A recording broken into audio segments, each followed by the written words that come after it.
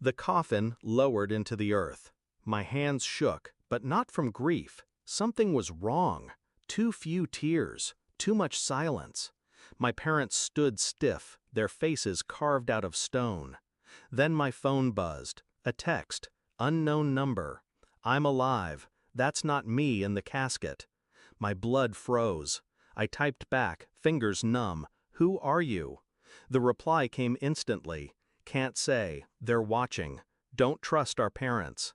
At that moment, everything I thought I knew collapsed. My sister, Claire, my mirror, my other half. We'd whispered secrets under blankets, planned escapes from our suffocating household. She was the daring one. I was the quiet observer. She lit the matches. I studied where the flames would spread. But last month, she vanished. Parents said she got mixed up with the wrong people. A week later, a body appeared. They said it was hers. Closed casket, too damaged to view. I didn't argue. I swallowed the grief whole. But now her ghost was texting me.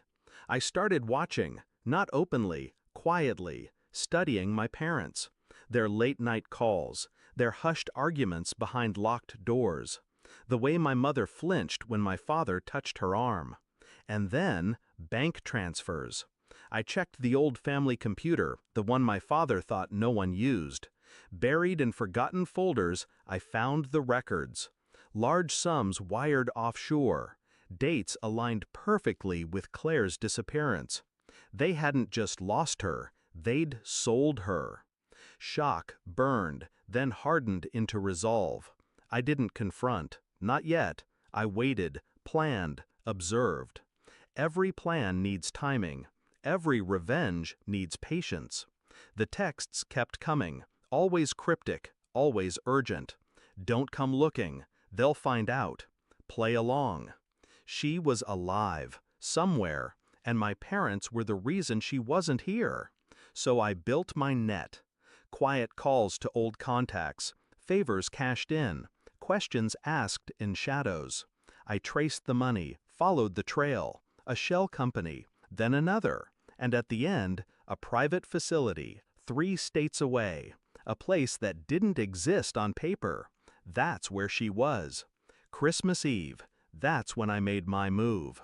I told my parents I'd stay home for dinner, smiled, pretended, let them think I was still broken. Instead, I drove. Hours through the night, snow cutting the windshield. My pulse steady, my mind sharper than it had ever been. The facility was hidden, guarded, but I had leverage. Documents, proof of every transfer, every connection, enough to burn it all down.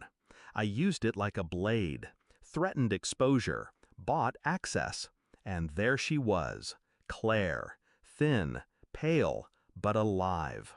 When her eyes met mine, it was like staring into a mirror that had survived fire. We didn't cry, not yet. There would be time for that later. Instead, we plotted.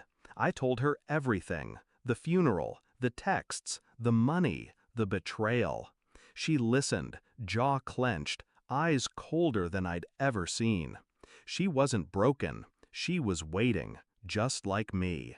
Together, we returned. New Year's Eve. Our parents' house was glowing with lights. Guests filled the rooms, laughter spilling out like the life they'd built on lies. Claire stayed hidden. It wasn't time for her entrance yet. I walked in alone, papers tucked in my coat.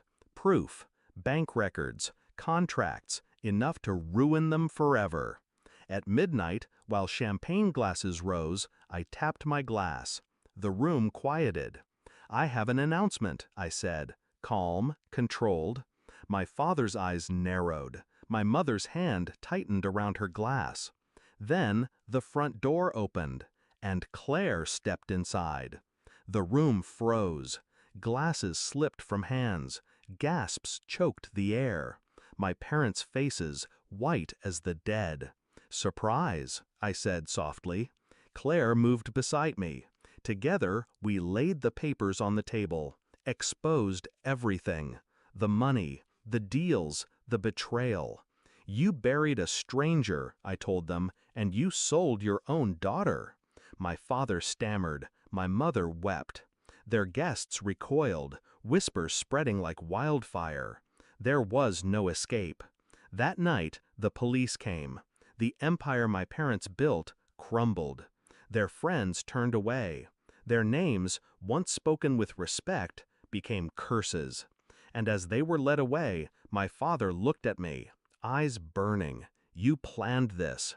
I didn't deny it. I just smiled. Later, when the house was empty, Claire and I sat in silence, fire crackling. The world finally ours again. 17 years, she whispered, and they thought they could erase me. They underestimated us, I said. She leaned her head against mine. For the first time in months, I let myself breathe. Revenge isn't loud. It's not screaming or fists or fire. It's patience, precision, letting them believe they've won until the ground crumbles beneath their feet.